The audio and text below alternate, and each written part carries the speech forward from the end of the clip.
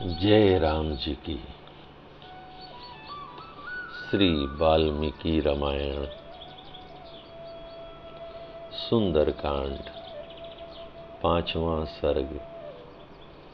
हनुमान जी का रावण के अंतःपुर में सीता को ढूंढना और उन्हें न पाकर दुखी होना। तत्पश्चात बुद्धिमान हनुमान जी ने देखा, जिस प्रकार गौशाला के भीतर गौओं के झुंड में मतवाला सांड विचरता है, उसी प्रकार पृथ्वी के ऊपर बारंबार अपनी चांदनी का चंदोवा तानते हुए चंद्रदेव आकाश के मध्य भाग में तारिकाओं के बीच विचरण कर रहे हैं।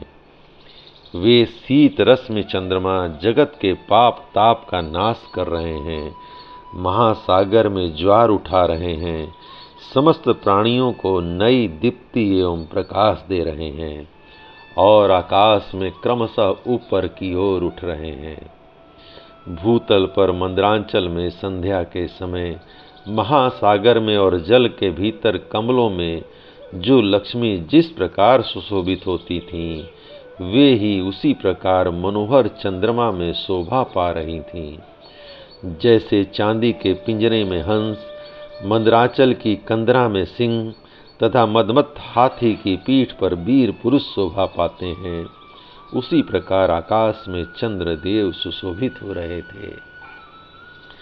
जैसे तीखे सींग वाला बैल खड़ा हो, जैसे ऊपर को उठे शिखर वाला महान पर्वत श्वेत शोभा पाता हो, और जैसे स्वर्ण जटित दांतों से युक्त गजराज सुशोभित होता हो, उसी प्रकार हरिण के श्रृंग रूपी चिन्ह से युक्त परिपूर्ण चंद्रमा छवि पा रहे थे, जिनका जल शीतल और हिम रूपी पंख से के संसर्ग का दोष नष्ट हो गया हो, अर्थात जो इनके संसर्ग से बहुत दूर हैं, सूर्य किरणों को ग्रहण करने के कारण जिन्होंने अपने अंधकार रूपी पंख को नष्ट कर दिया है, तथा प्रकाश रूप लक्ष्मी का आश्रय स्थान होने के कारण जिनकी कालिमा भी निर्मल प्रतीत होती है, वे भगवान ससलाच्छन चंद्रदेव आकाश में प्रकाशित हो रहे थे। जैसे गुफा के बाहर शिला तल पर बैठा हुआ मृगराज शोभा पाता है, जैसे विशाल वन में पहुंचकर गजराज सुशोभित होता है, तथा जैसे राज्य पाकर राजा अधिक शोभा से संपन्न हो जाता है, उसी प्रकार निर्मल प्रकाश से युक्त होकर चंद्रदेव सुशोभित हो रहे थे।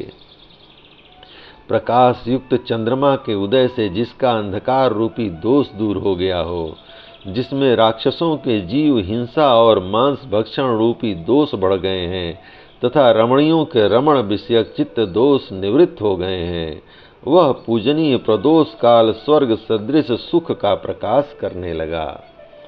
वीणा के श्रवण सुखद शब्द झंकृत हो रहे थे। सदाचारणी स्त्रियां पतियों के साथ सो रही थीं, तथा अत्यंत अद्भुत और भयंकर शील स्वभाव वाले निशाचर निश्चित काल में विहार कर रहे थे। बुद्धिमान बानर हनुमान ने वहां बहुत से घर देखे, किन्हीं में ऐश्वर्य मद से मत निशाचर निवास करते थे और किन्हीं में मदिरापान से मतवाले राक्षस भरे हुए थे। कितने ही घर रथ घोड़े आदि वाहनों और भद्रासनों से संपन्न थे, तथा कितने ही वीर लक्ष्मी से व्याप्त दिखाई देते थे। वे सभी गृह एक दूसरे से मिले हुए थे। राक्षस लोग आपस में एक दूसरे पर अधिक आक्षेप करते थे, अपनी मोटी मोटी भुजाओं को भी हिलाते और चलाते थे, मतवालों की सी बहकी बहकी बातें करते थे और मदिरा से उन्मत्त होकर परस्पर कटु वचन बोलते थे। इतना ही नहीं, वे मतवाले राक्षस अपनी छाती भी पीटते थे, अपना हाथ आदि अंगों को अपनी प्यारी पत्नियों पर रख देते थे, सुंदर रूप वाले चित्रों का निर्माण करते थे और अपने सुदृढ़ धनुषों को कान तक खींचा करते थे। हनुमान जी ने यह भी देखा कि नायिकाएं अपने अंगों में चंदन आदि का अनुलेपन करती हैं, दूसरी वहीं सोती हैं, तीसरी सुंदर रूप और मनोहर मुख वाली ललनाएं हंसती हैं, तथा अन्य वनिताएं प्रणय कलह से कुपित हो लंबी सांसें खींच रही हैं। चिघाड़ते हुए महान गजराजों, अत्यंत सम्मानित श्रेष्ठ सभासदों तथा लंबी सांसें छोड़ने वाले वीरों के कारण वह लंकापुरी फुफकारते हुए सर्पों से युक्त सरोवरों के समान शोभा पा रही थी। हनुमान जी ने उस पुरी में बहुत से उत्कृष्ट बुद्धि वाले, सुंदर बोलने वाले, सम्यक श्रद्धा रखने वाले, अनेक प्रकार के रूप रंग वाले और मनोहर नाम धारण करने वाले विश्व विख्यात राक्षस देखे। वे सुंदर रूप वाले, नाना प्रकार के गुणों से संपन्न, अपने गुणों के अनुरूप व्यवहार करने वाले और तेजस्वी थे। उन्हें देखकर हनुमान जी बड़े प्रसन्न हुए। उन्होंने बहुतेरे राक्षसों को सुंदर रूप से संपन्न देखा और कोई कोई उन्हें बड़े कुरूप दिखाई दिए।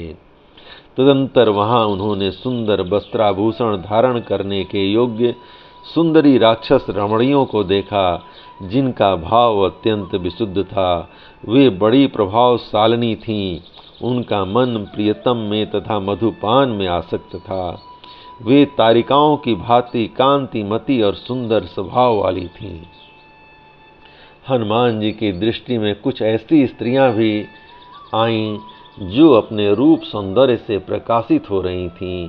वे बड़ी लजीली थीं और आधी रात के समय अपने प्रियतम के आलिंगन पास में इस प्रकार बंधी हुई थीं जैसे पक्षिणी पक्षी के द्वारा आलिंगित होती है। वे सब के सब आनंद में मग्न थीं। दूसरी बहुत सी स्त्रियां महलों की छतों पर बैठी थीं।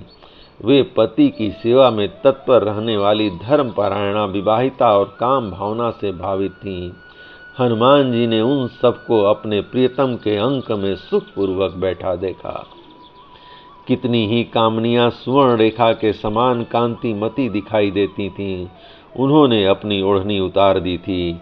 कितनी ही उत्तम वनिताएं तपाए हुए स्वर्ण के समान रंग वाली थीं तथा कितनी ही पति वियोगिनी बालाएं चंद्रमा के समान श्वेत वर्ण की दिखाई देती थीं।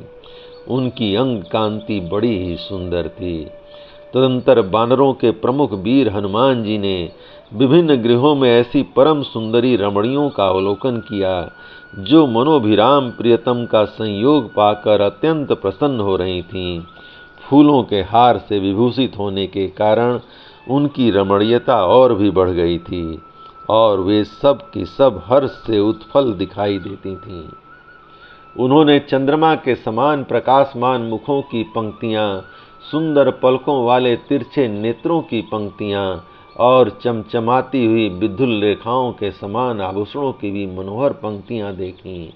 किंतु जो परमात्मा के मानसिक संकल्प से धर्म मार्ग पर स्थित रहने वाले राजकुल में प्रकट हुई थीं, जिनका प्रादुर्भाव परम ऐश्वर्य की प्राप्ति कराने वाला था, जो परम सुंदर रूप में उत्पन्न हुई प्रफुल्ल लता के समान शोभा पाती थीं, उन कुशांगी सीता को उन्होंने वहां कहीं नहीं देखा।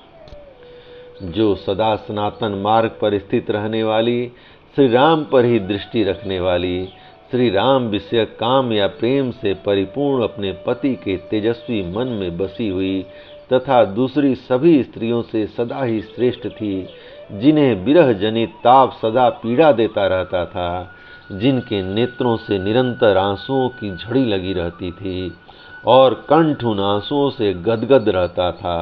पहले संयोग काल में जिनका कंठ श्रेष्ठ एवं बहुमूल्य निष्क से विभूषित रहा करता था, जिनकी पलकें बहुत ही सुंदर थीं और कंठ स्वर अत्यंत मधुर था तथा जो वन में नृत्य करने वाली मयूरी के समान मनोहर लगती थीं, जो मेघ आदि से आच्छादित होने के कारण अव्यक्त रेखा वाली चंद्रलेखा के समान दिखाई देती थीं, धूली धूसर सुवर्ण रेखा सी प्रतीत होती थीं, बाण के आघात से उत्पन्न हुई रेखा सी जान पड़ती थीं तथा वायु के द्वारा उड़ाई जाती हुई बादलों की रेखा सी दृष्टि गोचर होती थीं। वक्ताओं में श्रेष्ठ नरेश्वर श्री रामचंद्र जी की पत्नी उन सीता जी को बहुत देर तक ढूंढने पर भी जब हनुमान जी ने न देखा, तब वे तत्क्षण अत्यंत दुखी और शिथिल हो गए। जय राम जी की। इस प्रकार श्री वाल्मीकि निर्मित आर्ष रामायण आदि काव्य के सुंदर कांड का 5वां सर्ग प्रभु श्री राम की कृपा से पूर्ण हुआ। जय राम जी की।